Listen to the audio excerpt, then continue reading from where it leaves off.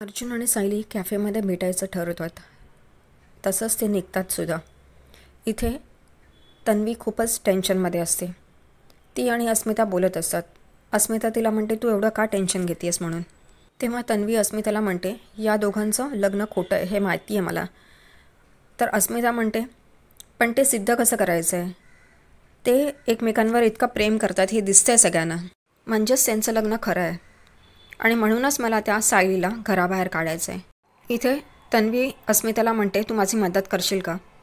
अर्जुनने ते कॉन्ट्रॅक्टचे पेपर्स कुठे ना कुठेतरी लपवलेले असतील आणि मला खात्री आहे त्याच्या रूममध्येच लपवले असतील. तू माझी मदत करशील, आपण त्याची रूम तपासू. तेव्हा अस्मिता म्हणते, अरे पण तो असेल ना आता त्याच्या रूममध्ये. तेव्हा तन्वी तिला फोर्स करते आणि अस्मिता तर तशी पण मूर्खच आहे. ती म्हणते, चालेल, मी अर्जुन गेला का बघून येते, म्हणजे मग आपण त्याच्या रूममध्ये जाऊन बघूया. असं करून ते नंतर अर्जुनच्या रूममध्ये सगळे पेपर काढून तपासत बसतात आणि सगळा कचरा केलेला असतो. घरचे झोपलेले असतात, कारण त्यांना कळतच नाही या दोघी अर्जुनच्या रूममध्ये जाऊन काय करतात. आणि शेवटी तन्वीला ती फाईल मिळतेच कॉन्ट्रॅक्ट मॅरेजची. सायली आधीच जाऊन कॅफेमध्ये बसलेली असते आणि अर्जुनची वाट बघत असते. इथे अर्जुन ड्राईव्ह करत असतो आणि दोघंजणंही आधीच्या आठवणी आठवत असतात. कसं ते एकमेकांसाठी कळवळत असतात, एकमेकांच्या सुखदुःखात सहभागी होतात, एकमेकांबद्दलची ओढ, हे सगळं ते आठवत असतात. त्या दोघांनाही एकमेकांबरोबर घालवलेला काळ आठवतो. फ्लॅशबॅक, कसं एकमेकांना साथ दिली, कसं एकमेकांच्या हळूहळू ते प्रेमात पडलेत. आणि अर्जुन इथे म्हणत असतो, आज मी मिसेस सायलीना माझ्या मनातलं सांगणार. आणि तो खूप खुश असतो आणि तो गाडी चालवत तोच विचार करत बसलेला असतो. आणि इथे सायली पण कॅफेमध्ये बसून लाजत असते.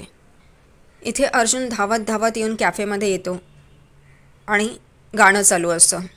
ते दोघंही खूप खुश असतात. अर्जुन ती सायलीसाठी घेतलेली अंगठीसुद्धा ओपन करून बघतो आणि एकदम हृदयाशी ठेवतो. इथे सायली पण लाजत असते. आणि जसा अर्जुन त्या कॅफेमध्ये येतो तिला कळतं आणि ते दोघंही हुरहुरत असतात एकमेकांना भेटण्यासाठी. इकडे अर्जुन सायली ज्या टेबलावर बसली आहे तिकडे येतो आणि मिसेस सायली म्हणून म्हणतो आणि सायली पण त्याच्याकडे बघते. अर्जुन हाय म्हणून हात पुढे करतो तेव्हा सायली बसलेलीच असते. ती उठायला जाते तेवढ्यात अर्जुन जाऊन बसतो आणि ती हात पुढे करते.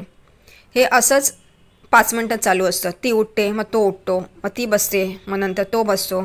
असं करता करता एकदा दोघंजणं बसतात आणि इथे सायली तर लाजतच असते. अर्जुन म्हणतो, खूप सुंदर दिसतात. तेव्हा ती एकदम दचकून अर्जुनकडे बघते. तेव्हा तो म्हणतो, साडी खूप सुंदर दिसते आहे तुमच्यावर. तेव्हा ती लाजते. इथे अर्जुन म्हणतो, मला तुम्हाला काहीतरी सांगायचं आहे. ती लाजतच त्याच्याकडे बघत म्हणते, सांगा ना मग.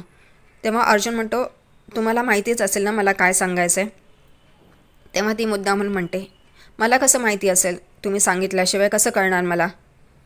आणि इथे अर्जुन उभं राहतो आणि तिच्या जवळ येतो आणि तिला सांगतच असतो की आय लव. आणि तेवढ्यातच असा फोन वाजतो. तो इग्नोर करतो. पण सायली म्हणते, कोणाचा तरी महत्त्वाचा असेल, घ्या ना. तेव्हा तो फोन बघतो, तो आईचा असतो. तेव्हा तो म्हणतो, आईला तर माहिती आहे आपण बाहेर आलो आहे, मग ती का फोन करते आहे. तेव्हा सायली म्हणते, काहीतरी महत्त्वाचं असेल. तेव्हा तो उचलतो आणि कल्पना रागातच त्याला म्हणते, अर्जुन जिथं असशील तिथून घरी ये लवकर. अर्जुन आईला विचारत असतो, काय झालं आहे म्हणून. तेव्हा ती म्हणते, तू आणि सायली दोघंही लवकरात लवकर घरी या म्हणून. आणि ती फोन ठेवते. अर्जुनला आईच्या अशा वागण्याचं आश्चर्य वाटतं. सायली विचारते, काय झालं म्हणून. तेव्हा तो म्हणतो, आई कधीच अशी बोलली नाही आहे, काय झालं आहे माहीत नाही. तेव्हा सायली म्हणते, सगळं ठीक आहे ना, कदाचित पूर्णा आजी. तेव्हा तो म्हणतो, होऊ शकतं. म्हणून ते लगबगीने घरी निघतात जायला.